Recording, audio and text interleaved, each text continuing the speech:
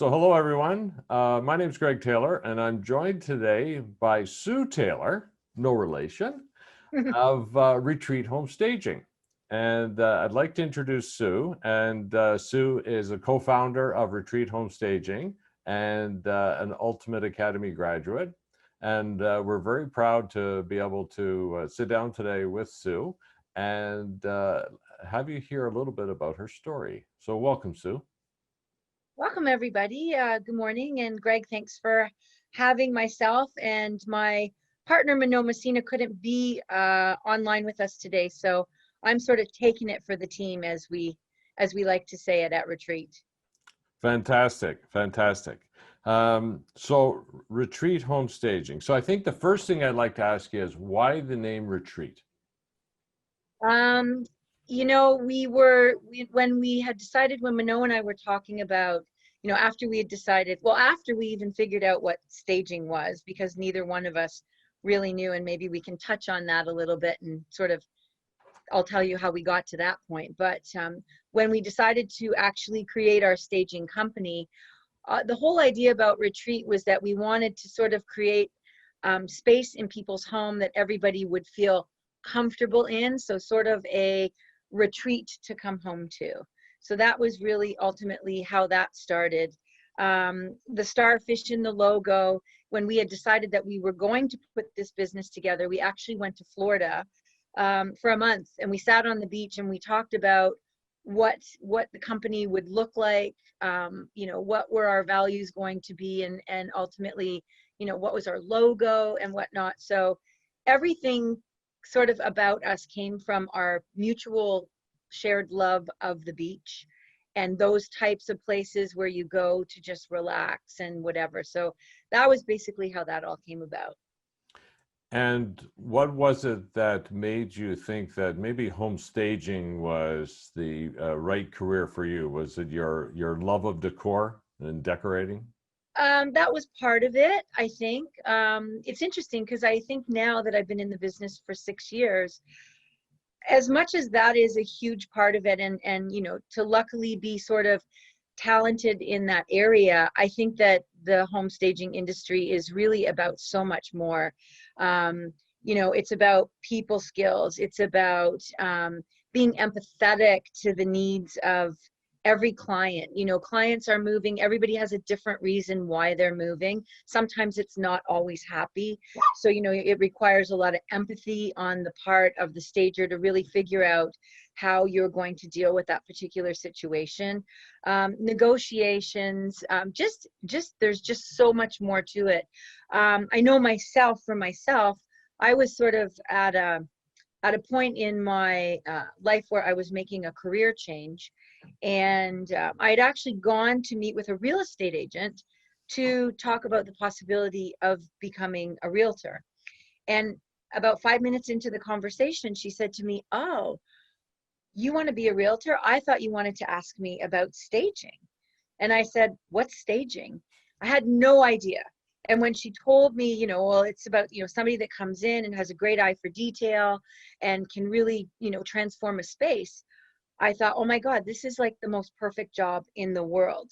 I had come from a creative background. I was a creative director in a local retail company, in charge of all the new store openings, the weekly in-store merchandising, the window displays. So for me, it was really being able to look at what were my strengths in that particular business and how could I bring them over. And staging was really the perfect match for me. I then talked to my friend Manon, who we had spent many, many mornings. Both our children were competitive swimmers. So we were the morning swim mom. So we were responsible for getting the kids to the pool at 5 o'clock every morning. And then we would walk or go to the gym. And we always talked about it would be so great to start a business together, and what kind of business would we start together. Manon is an amazing decorator, designer, and I think it just became sort of a natural fit with my background. So then we found you. Ultimately, after I had that conversation with the realtor, I Googled staging just to find out a little bit more about it. And the Ultimate Staging Academy was the first thing that came up. And so we looked into it. We looked into the course, and I said to Manon, I'm going to go take this course. Do you want to do it with me? And she said, absolutely, yes. So then there came you. Right. And it The just so rest is happened that history. just so happened we had the same last name. So There I you go. think the universe works in amazing ways. Absolutely. Absolutely. It was meant to be for It sure. was meant to be, for sure. I think it's always interesting for people to hear other people's stories on, kind of how they came about to end up in a particular career. And one thing Eileen and I have learned over the years is that everybody's got a story, as so many of them very interesting, and many different diverse paths on how people ended up becoming a stager and a successful stager. And Yeah. I think that that's one of the great things about the industry, is that it doesn't matter where you come from. If you have a kind of a passion for this, and you like the idea of dealing with people and being an entrepreneur and all that, there's great opportunity. I think for me, that's probably, becoming an entrepreneur. And really for me, the thing I love about this business the most is that no 2 days are ever the same. And, you really have to kind of be on your toes, because you never know what's going to hit on any given day. You really need to be resilient. You need to be able to spin on a dime. I always say that, we have a schedule at the beginning of the week, basically so that we can just change it, because inevitably it changes, all the time. But that kind of goes with the business, I think. The business is very demanding, especially the Toronto market right now. I mean, everybody wants everything yesterday. We get calls left, right, and center for people saying, oh, I want to stage. Can you come tomorrow? And they don't understand that, there's a little bit more that goes into it than just being able to show up at a property and magically transform a property. So you kind of have to be really resilient, very flexible, I would have to say. But that's the part that I enjoy about it the most. Well, it's good that you enjoy that, and have been able to adapt and structure your company so that you are able to be as responsive as possible. Well, and I think part of that is being uber organized, and being open to the fact that, you know what, nothing is carved in stone. Even, when you plan a stage and get to a stage, a lot of times you'll get there and half of the furniture that the client said that they were going to leave in the home is now missing. It's not there anymore. And as you say, adapting is probably a huge skill that needs to be sort of, if not learned, at least sort of looked at as being like something that is very important to be able to do, I think. I agree, and I think that that's with all business, that you have to be able to be structured, be able to look after your clients, and the more organized and the more systems you have in place can be really helpful. And I Absolutely. know from getting to know you over the years, and as your business has grown and so forth, that you're all about that organization and structure with your team. You really have to be.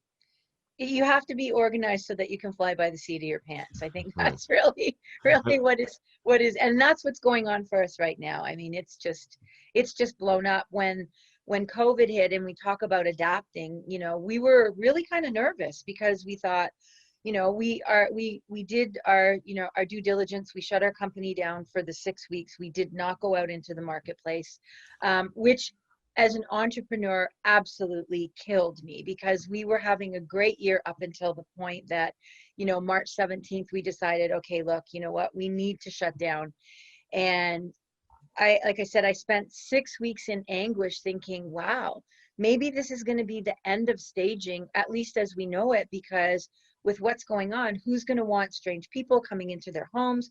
Who's going to want strange furniture in their homes? And so, we really started talking about, well, what can we do? And I think I contacted you, and that's a great thing. I think in our story is that we've kind of had you guys behind us as a support. And I know I reached out to you and said, look, how can I get that consultation report? How can I get that tailored so that I can get it on an iPad, so that I can at least start doing virtual consultations? If nothing else, at least, we can still be a presence, because at that point, obviously, realtors were all still working. and had no understanding of why we weren't working. Like there was just, so that's kind of what we did during COVID. And we kind of looked at, tailoring our practices a little bit so that we could do whatever we could do without having to leave the building, kind of thing. We did that for 6 weeks. And then when the government came out and said real estate is an essential service and all supports to real estate are essential, we decided, okay, you know what, we can at least go out and start doing vacant properties because there's nobody there.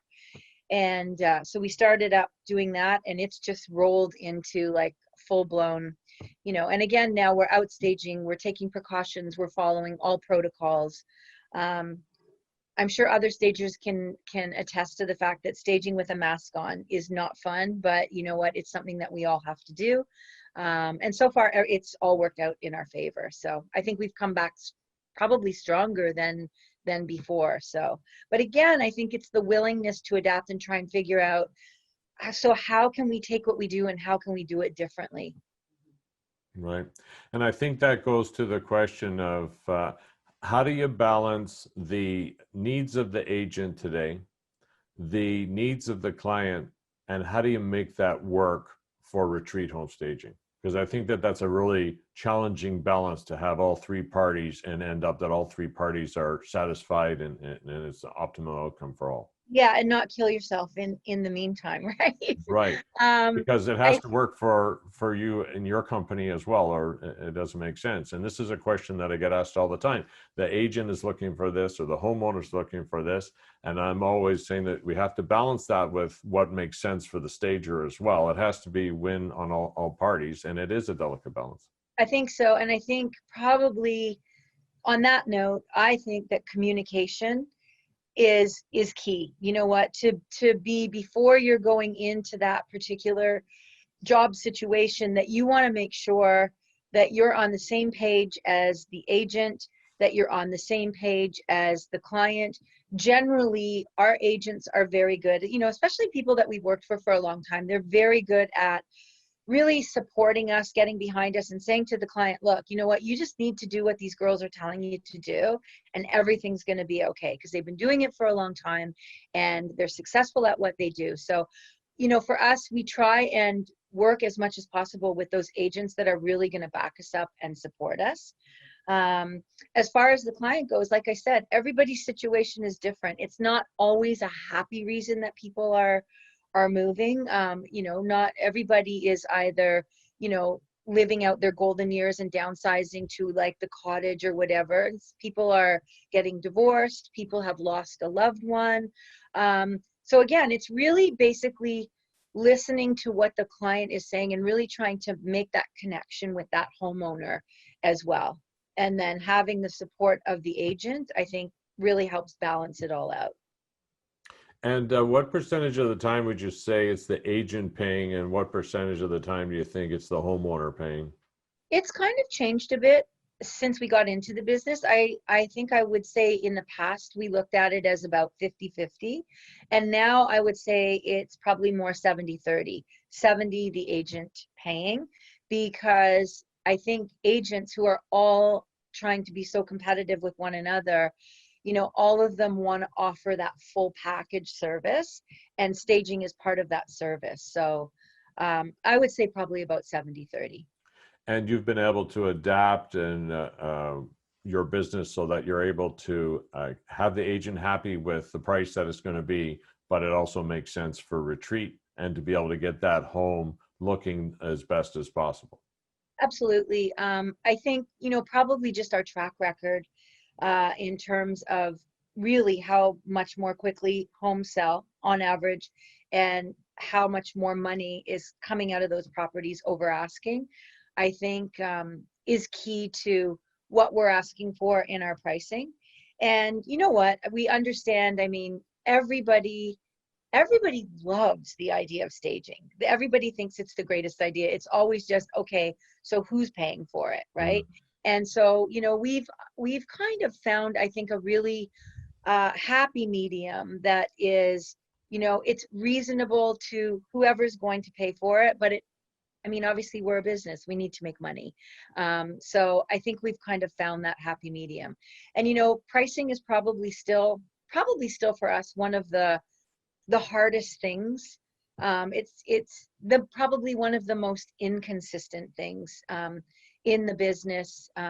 We try not to compare ourselves to other stagers because everybody has their own reasons for charging what they're charging. You know, some staging companies are big blown out companies that have a lot of staff, a lot of warehouse space. They've got trucks on the road, they've got their own inventory, so they need to charge what they're charging.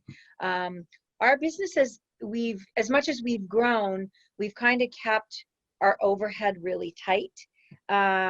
You know, we have an amazing storage space that we've been able to grow through and expand in that one location since we started, pretty much. And we've got staff that are all sort of flexible part-time. We don't carry anybody like full-time on payroll.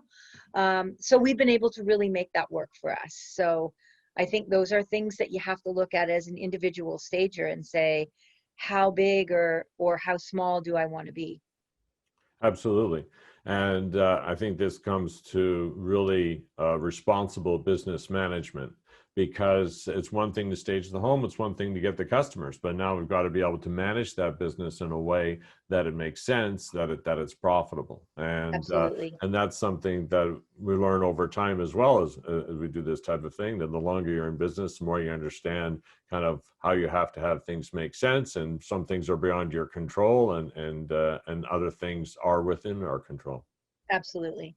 And Mm. I think, you know what, you want to make sure that to me, I always say it's better to go above and beyond on every single job. And I think that's what keeps people calling us back, is that we you know, you just don't look at it and go, okay, it's going to be this price, so we're only going to do this. I think we look at every job as, okay, you know what, we got to go all out here. And that's what we do. And like I said, I think that's why we keep getting called back. And our stable of agents has multiplied to, I mean, we may not work for all agents all the time. I would say really good agents, we have maybe a couple dozen, and those are the ones that are great agents that just have properties coming up all the time. And then we deal with this periphery of, you know, they found us on Instagram, they found us on Facebook, you know, they like the look of what we do. And so we're dealing with a lot of those agents too. And it may only be one time, but you know, we've dealt with people. Like yesterday we went to do a consultation that we staged a home for this agent 4 years ago, and now she remembers us from 4 years ago, and you know, she's calling us back. So I think you do have to go that above and beyond to make that lasting impression, and I think that's going to help sort of expand your network and get people to keep calling you back. Absolutely. And I think, like all businesses, it really comes down to how do you differentiate yourself from others, and superior customer service, going that extra mile creates that extra value, and also helps you to not only retain the customers, get repeat business, but also be able to then command a better price for your work. Absolutely.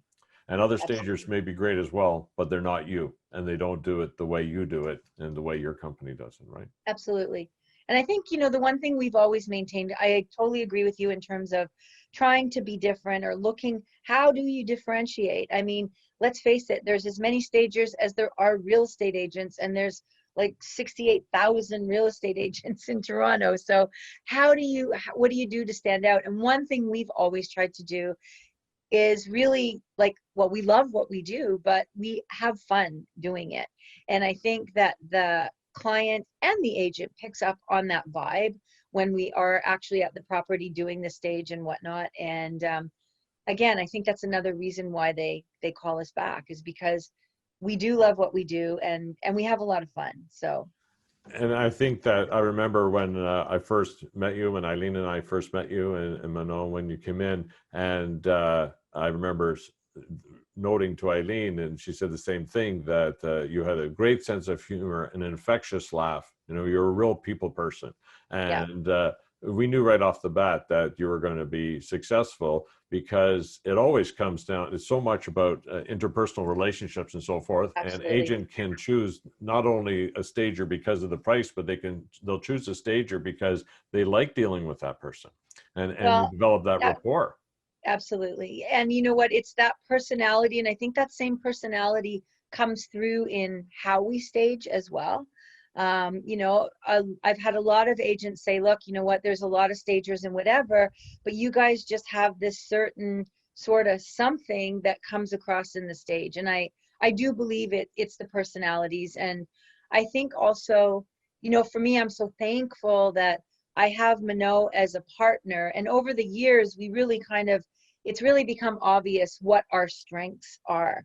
And, I am sort of the face of the company in terms of getting the business, going out, doing the consultations, sort of doing that networking with people. We both design the stage, and we are always both generally at every single stage together. But, it's so nice to have somebody to work off of. She's really good in terms of, once we get to the property, she can go through a home like a bat out of hell and have that whole thing staged up in like literally, just a couple hours. And so we work really, really well that way, I think. And so I would recommend to anybody that if you could do it with a partner, if you could make it work, I think for us, it's worked. It may not work for everybody, but for us, we've kind of made it work. We figured out our strengths and weaknesses, and we kind of balance one another out. So. Fantastic. And I think that in a business, in a partnership, when it's kind of like a marriage, and you have to figure out what is the balance and where's everybody's talents, and who can take charge of certain areas, and make that work so that the whole is greater than the parts. Yeah, I totally agree. And I think at the end of the day, the way we both feel about the stage is that, we're leaving our mark. It's our name that's on this particular stage every single time. And you know what? We have that shared value of what it should look like. And that, like I said before, that going that little bit above and beyond, doing something that maybe somebody else wouldn't necessarily think of doing, or putting things together the way that we do. So Right. Quality matters. you got it. Absolutely. Well, I look at the aesthetic, I think, of your staging, and we always look at, kind of what stands out. And I would say that there's a couple of things that really stand out with your staging. And one is that I think you guys do amazing things with artwork. Artwork really seems to be one of the centerpieces of what you do, and just very creative on the artwork you bring in, the amount of artwork, how it's placed, and so forth. And that and what you do with colors, very rich, bold colors, bringing those colors in between the accessories and the furniture and so forth, and even matching the artwork. Really, it really stands out, and gives a really rich look, I think. Oh, that's great. Yeah, again, I think it's sometimes difficult when because I'm always following other stagers on Instagram and Facebook and whatever, and it's hard not to compare. But I think for us, we've kind of found our niche, and I think our niche is not so much, I know stagers that do great minimalistic staging, and they do like an amazing job. It always looks amazing. Other people I know, have a tendency to go very, very modern, very urban. I think the one thing that Manon and I are known for is that we can walk into an occupied property that is going to remain occupied throughout the stage. And we can take what that client has and we can turn it around, and with our accessories and artwork, as you said, we can make it look really good. And that really works for us as part of our business model, because a lot of stagers will go in and say, everything's got to go. Everything's got to come out of here. You got to put everything in storage. And in comes, the white and gray and chrome, hotel room furniture, for lack of a better way of describing it. And I think clients, well, for us, it doesn't work. Or for us, we found that we didn't want to do that. Clients were not very responsive to that, because I think they were almost a little bit insulted, like, what, my stuff's not good enough? So we've always, basically, our motto is we'll try and use as much of what you have as possible. So the first thing we do when we go into a home is we look for things that can stay, not necessarily things that can go. And then we already know by the time we get back to the shop, from seeing the property and seeing what we've asked them to keep, we already kind of know what we're going to put with it that's going to sort of amp up what they already have. The beauty about that is that you kind of make a friend with the client, because they think to themselves, oh, my stuff's not so bad after all. And it cuts down on the cost of the stage. It cuts down on the cost of how, in terms of the time, in terms of what we have to pack, what we have to bring, how long that stage is going to take when we actually get there. Time is money. I think that's probably the most valuable thing that you can learn in a business like this, where things are sort of recycling so quickly. But that business model has really worked for us in terms of using what the client has. And so it's kind of nice too, because when we're actually taking pictures, some of that artwork probably isn't even ours. We've gone in and said, oh my God, you have the most amazing artwork. So we're going to keep it. We're just going to reuse it in a different way. So, Right. but yes, thank you for pointing out those things about our staging. Stands out. You're welcome. So when you do need to remove some things, how do you typically arrange that? How do you facilitate the removal of So possibly the storage? first thing we do when we go into a house that's really cluttered, the first question we'll ask is, do you have any storage space? Do you have room in your basement? Do you have room in your garage? And so we'll kind of try and deal with it on site first and foremost. Again, it just makes it easier for the client. And especially when you're going through and you're getting ready to give a quote, it kind of makes sense that you make things as easy for them as possible, and that you point out that you're making things as easy for them as possible. If we run into the situation where, there's just too much furniture, or it's, it's just really not suitable for the space, we have our own van. That was one of the sort of marks in history of our company, was when we got our own staging van. So that enables us to basically find a local storage unit. We will basically say to the client, look, either you can rent the unit or we'll take care of the whole thing for you. So we'll rent the unit, and then basically we have some part-time movers that work with us, and we'll take everything out that we don't want and we'll store it for these people in a storage unit. And then when the stage is done, 9 times out of 10, they just leave it there because they're going to move anyway. So, or if we have to, we'll take it back. And that's obviously all costed into the price of what we're doing for that particular stage. Right. But a great service when needed, and it takes a load off the client if they're not able to facilitate removing it and so forth. Absolutely. Yeah, absolutely. Right. Now you have you're bringing in furniture as well as accessories. Yep. And you have invested in some furniture. What percentage of the furniture that you bring in do you own versus using a rental company at this stage? We're at the point now where the only time we use a rental company is if we are asked to consult on a, like, let's say a luxury property, like a huge, just before Christmas, we were asked to stage a 5,000 square foot condo down at Queens Quay. And the place was massive. And so the space called for massive pieces. And as a stager, you don't necessarily buy and store massive pieces because it's going to take up your staging storage. So at that point, we would go to like a renter, like somebody like Rent Wow. We have developed a really great relationship with. And we basically just put the whole stage together furniture wise from there. And then we did a really cool thing on that particular stage. And going back to your thing about artwork, is that we have also connected with local artists. So when we need to have a lot of art that has sort of a consistent flow all the way through, which this particular condo really called for, because the entryway to this place was like a gallery hall. I think the hallway was 50 feet long, and it was just like a big, huge, like white space. So we contacted a really cool local artist, and we actually rented her art so that all of the art all the way throughout the property pretty much was consistent, and it looked really, really cool. So that's the only time that we go outside, though. I would say 95% of the time. So over the course of our 6 years in business, we have always invested in putting some money back into the company, whether it be to add new pieces or to update our inventory. You can imagine with the amount of staging that we do in and out, you know, things just inevitably get damaged or nicked or whatever. And when it gets to the point where it's like, if I wouldn't put it in my home, I won't put it in a client's home. Let's put it that way.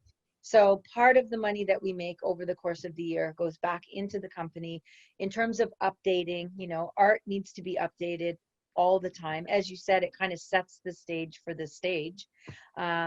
So I would say that probably 95% of our jobs are done solely with our inventory.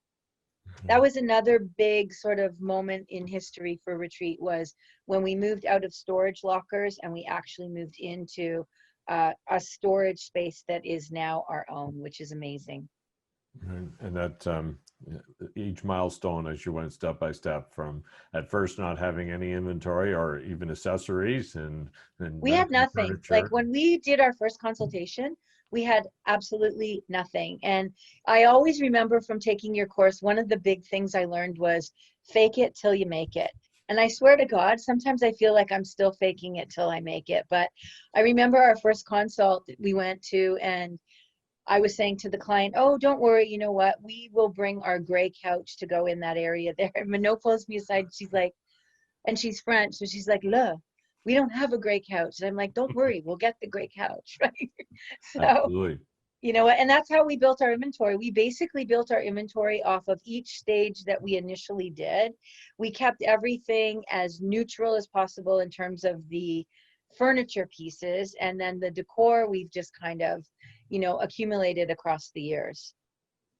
Right. And I think that that's what we have to do. Well, my view is I like to say that you envision it and then you make it happen. And so you envision all your amazing accessories or furniture in that stage. You envision your success. And when the client says, let's go ahead, then you make that happen. And I think that that's how all great businesses are grown. And you have to have that vision. We can't be limited by what is our particular situation today, but what are we going to do for tomorrow? Well, how are we going to make it happen, really, is basically what you have to look at. Right. So as an entrepreneur, as a female entrepreneur, I mean, you really are a perfect example of success. What advice would you give to your fellow new graduates, your fellow stagers, fellow female entrepreneurs? I think you have to be, you know, you have to be really confident about yourself. And, you know, you've obviously made the decision this far to come this far to become a stager. Now you really have to be confident in your abilities to actually, like you said, make it happen. I think probably not comparing yourself to what other people are doing, because you don't need to do that. I think the more that you can bring something new or something about you to that particular career, I think that's, again, you know, we talk about setting yourself apart. So everyone's an individual. So I think everybody really should be focusing more on not what somebody else is doing, but how can I put my individual spin on doing this? I think you need to have a great support system. You and Eileen have always been there for us. It's been 6 years now.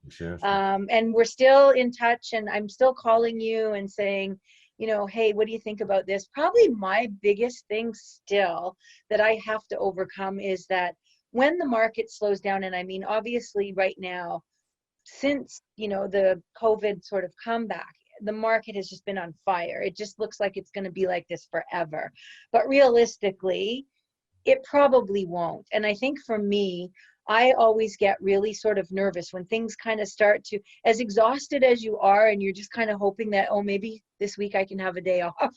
You know, when it finally happens, you kind of start questioning, oh my God, how come the phone's not ringing, whatever. So I think for me, I need to sort of ride the wave a little bit better. Like, I'm great at riding the wave when we're up here, but as it's coming down here, I'm like, oh no. And then at that point, you know, and again, I really did learn a lot from you because, I always remember you also saying, if you're not working in the business, then be working on the business. So on those days when it is a little quieter and you're not actually doing physical staging or having a physical consultation to get more business, what can you be doing to sort of amp up your brand or tweak it a little bit? What can you do to be catching people's attention on social media? What can you do in terms of, when we do get back out there, how organized can we be? So, can we be working in the warehouse? Can we be kind of using this quieter time to cull our inventory, to fix things, to figure out, okay, maybe what's missing in terms of trends right now and go out and try and source that. So there's all kinds of things that you can do, but yeah, that's still something that I have to work on. Well, I think that that it's that insecurity. I think that that's a very healthy thing to have and a very natural thing. And when I say insecure, I mean as a business owner, it's good for us always to be a little bit insecure about tomorrow, because I think that's what drives us to continue to push. Because if we became complacent and we think that, I don't have to do anything now and it'll just, that's not a good place to be. Not if you want to continue to go forward and you want to grow and so forth. And so it's always good to kind of be feeling what's next and to be pushing. And I think that makes us that much better and ends up giving our clients that much better experience because we're always kind of pushing to that next level. Yeah, absolutely. Yeah, never do I ever feel like, oh, I've arrived. Like I'm still working on arriving. I think every Right. day that's what we're We kind of never focused. arrive. We never Never arrive. We're arrive. always striving for that. Right. Damn, we Right. never arrive. Exactly. We've got to savor our successes for sure. But then tomorrow we've got to go right back at it. It's Right. a whole different day, right? I think Absolutely. maybe lastly, the one thing that we haven't really touched on, and it really, in terms of helping people that are just getting started in the business, I think your website is really so important. That was really the first thing after we left our week-long course with you guys. We worked on building our website and putting our website together. That, your client needs somewhere to go to look at you, to be in touch with you. I think that your website really kind of validates you as a real business. And so that was the first thing that we did. And, we've probably tweaked our website, I'm going to say maybe at least 2 times since we built the original one. But the other thing that's really important, I think, is to have somebody that is really good at social media. And if it's not you, and I learned very quickly that it was not me, not because I didn't want to do it. I appreciated the value of it. I just didn't have the time. We'd be staging all day. I'd be taking pictures, coming home at night, posting things on Facebook or whatever. And it's like, you can't do everything. So probably about 2 years into our business, we actually hired somebody to look after our social media. We're very, very lucky in that she does a fantastic job. It's probably the best annual expense of money that we have, because other than word of mouth from each stage to stage of what we're doing, that's our only form of advertising. And if we look at the percentage of what we pay her in terms of the overall business, it's a small expense, but it's probably one of the most valuable expenses to the business.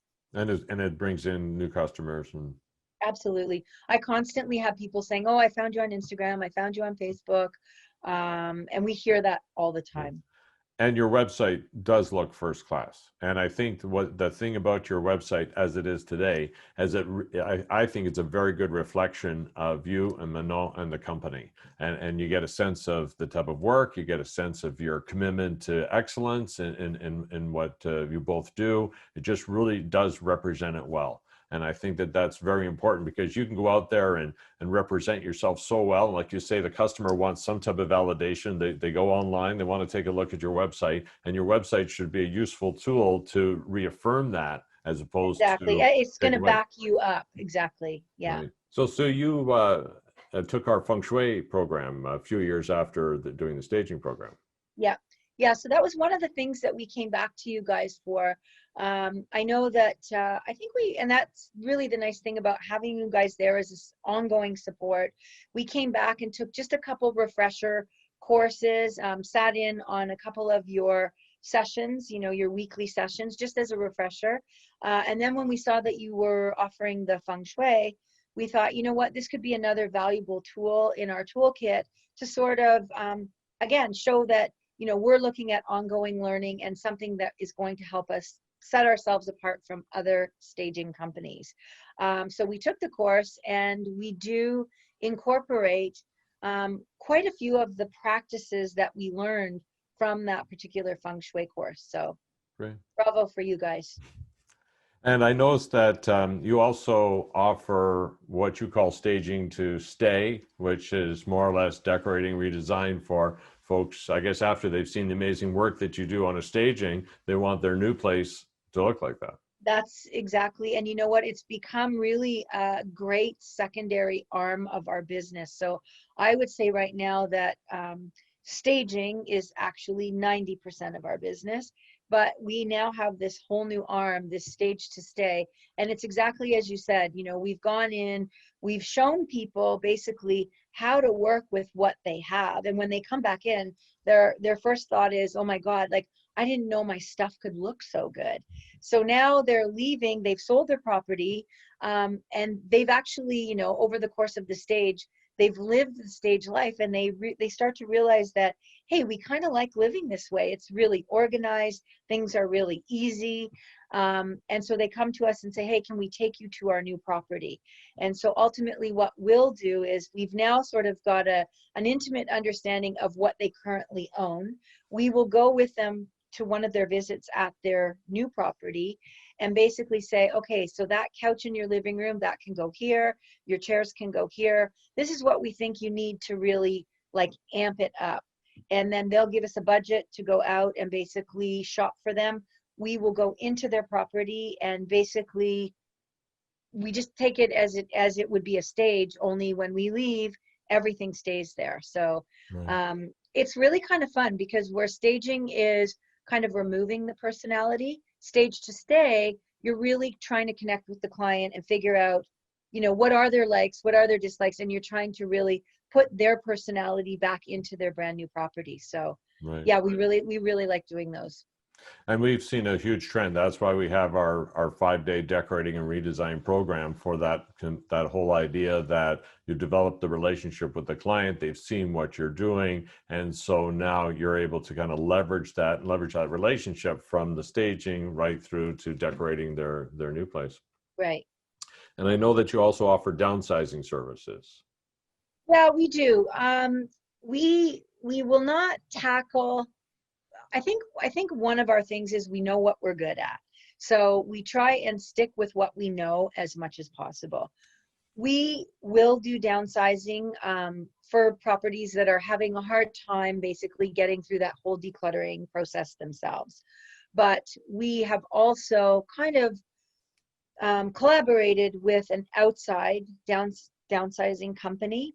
They're really good at what they do, and they like doing it. Like, it's not really part of my favorite thing to do.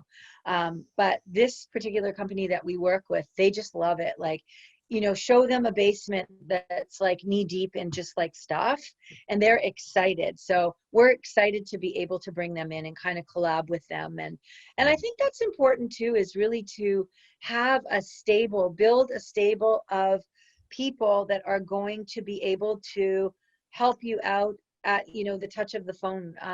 We have a painter, we have an electrician, we have just a maintenance guy, a landscaper guy that we can go to. These are all of our go-to people. So when we go into a property and we're saying, that bright orange wall is really cool, but not everybody might like bright orange, we suggest that you paint out that wall. Basically, we can say, and we have a painter to do it. So a lot of times, people are just so overwhelmed with the whole process of selling a home that they're so thankful when you can come in and be one-stop shopping and say, look, we've got people that can do that for you. So Absolutely. really Absolutely. important. More value that you bring. Well, we find that this whole trend with downsizing is so important, and we have our professional organizing and downsizing program because the synergies really fit. And so we have Absolutely. graduates that will do the whole package of home staging, feng shui, decorating, redesign, professional organizing, downsizing, so that they can offer that whole type of complete service. They really fit, and they're all in demand. And it's just a matter of bringing that ideal solution for your clients. Absolutely. Right. Yeah. And you even do commercial. You've even done commercial work. I see doctor's offices, Yes, we have. chiropractors. Yes, we have. Yep. And again, that's just it's basically sort of being flexible enough to take your mindset out of a home and look at, okay, what can we bring to this particular situation? So, yep. Right. Anything about any space, making it beautiful, Retreat's got the solution. Well, I hope so. So in closing, what advice would you give to somebody who's they've got started, they're looking to grow and become, let's say, the next Retreat? What do you think they should be doing as far as to be able to grab those agents, to introduce their brand to clients, to be able to secure business? When we started, and it's a little bit different now because again, with COVID, there's not a lot of open houses, but we did a lot of door knocking. We went to a lot of open houses. We spent all of our time, once we created the brand and we had our logo, we had our website, we had our business cards, it was basically, let's get out there and start pounding the pavement. And like I said, we basically introduced ourselves to agents through going to endless open houses. And it's really interesting because there's probably maybe a handful, half a dozen of agents that they remember us from the open house that we went to see them. And they may not have used us right away, but they're now 6 years later coming back to us time and time again. So, you really have to, I think you have to develop a thick skin. Don't worry if people say no. They say that it's going to take like 9 no's before you get that one yes.